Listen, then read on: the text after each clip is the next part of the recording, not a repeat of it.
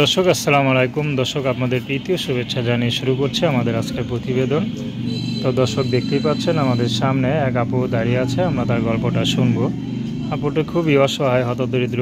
তো আপু কেন আমাদের ইউটিউবে আসলেন আমরা তার মুখ থেকে জানতে চাই। আপু আসসালামু আলাইকুম। ওয়ালাইকুম আসসালাম ভাইয়া। কেমন আছেন? আলহামদুলিল্লাহ ভালো আছি। আপু আপনার নাম কি? আমার নাম সুরমা। খুব সুন্দর নাম। সুরমা আপু কি করেন? আমি সেলাই মেশিনের কাজ করি ভাইয়া। আচ্ছা, ইউটিউবে কেন আসলেন? ইউটিউবে আসতে একটা ভালো মনের মানুষ পাওয়ার জন্য, যে আমার পাশে থাকতো, আমার দায়িত্ব দেবে, সেরকম একটা মানুষের জন্য আসছে। আমরা বিয়ে শাদী হয় নাই? হ্যাঁ, বিয়ে হয়েছিল, স্বামীটা মারা গেছে। আচ্ছা, তো স্বামী কীভাবে মারা গেল? স্বামী স্ট্রোক করে মারা গেছে। স্ট্রোক করে মারা গেছে। আচ্ছা, তো এখন ইউটিউবে আসছেন, বাচ্চা কাচ্চা আসেনি? হ্যাঁ, আমার একটা মেয়ে বাবু আছে, 3 বছর বয়স। সংসার করছিলেন কতদিন? সংসার জীবন ভাই 1 বছরের মাথায় স্বামীটা মারা গেছে।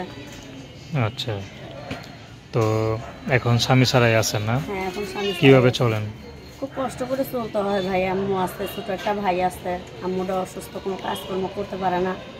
তার জন্যই আমি কাজকাম করি, আমার আম্মুর কাছে বাবুটা রাইখা আমি কাজকাম করি। তাই দিয়ে আমার সংসার চলে না, খুব কষ্ট হয় সংসার চালাতে। আচ্ছা আচ্ছা, তো এখন কি বিয়ে শাদী করবেন নাকি এইভাবে থাকবেন? না ভাই, বিয়ে শাদীর তো ইচ্ছা আছে, যে আমার পাশে থাকবে, আমার বাচ্চার দায়িত্ব নেবে, আমার বাচ্চার বাবা হবে, সেরকম একটা মানুষই আমি চাই, যে আমার বাচ্চা সহ আমার মাইনে নেবে। বাচ্চা সহ দেখা গেল তার ঘরে বাচ্চা থাকতে পারে, কারণ আমরা বিবাহিত যদি মেয়ে। বাচ্চা থাকে, আমিও তোর বাচ্চারে নিজের বাচ্চাই মনে করবো, সমস্যা কি? আচ্ছা, তো দর্শক আপনার নাম কি বললেন? সুরমা। খুব সুন্দর নাম। তো তার নাম্বারটা হচ্ছে 01894245910। আমি নাম্বারটা আবার বলছি 01894245910। তো দর্শক, প্রেম ভালোবাসা, সাহায্য সহযোগিতা, বিয়ে শাদী করা একান্ত আপনাদের ব্যক্তিগত ব্যাপার।